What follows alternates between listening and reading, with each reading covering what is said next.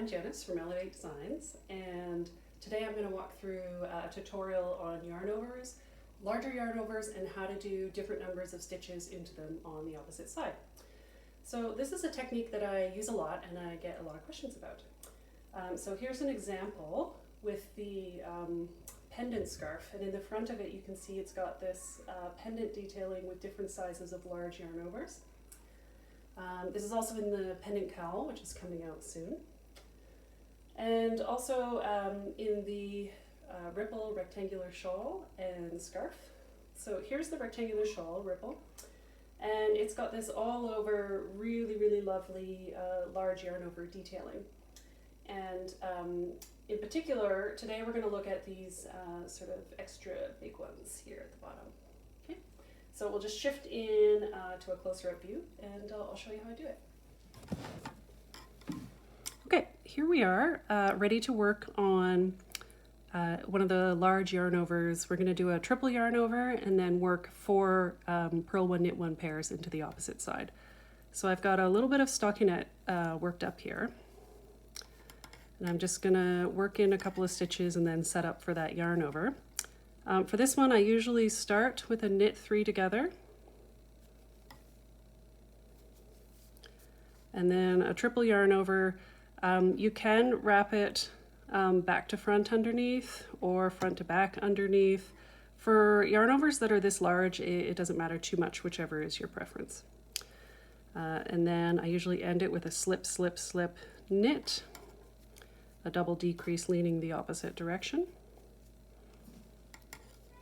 And then we'll just work the stockinette to the end of the row.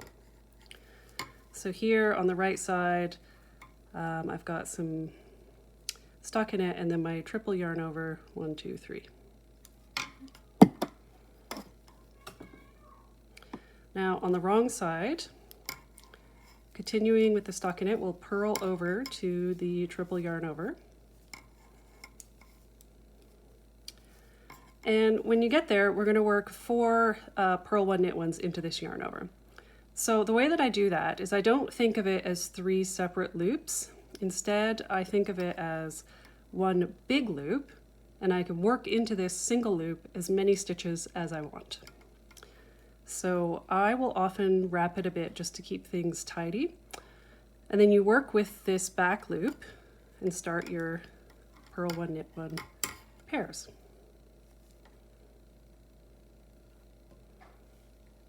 So there's the first purl 1 knit 1. And you can take these loops off whenever it's convenient for you. There's the second purl 1 knit 1, and I'll take one of the loops off now, just as the yarn kind of has space for it. So we'll do the third purl 1 knit 1.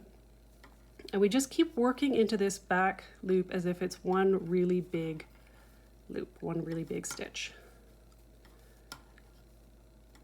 So purl and knit the 4th set. So now we have 4 purl 1 knit 1s into this one essentially really big yarn over, and then you continue to the end.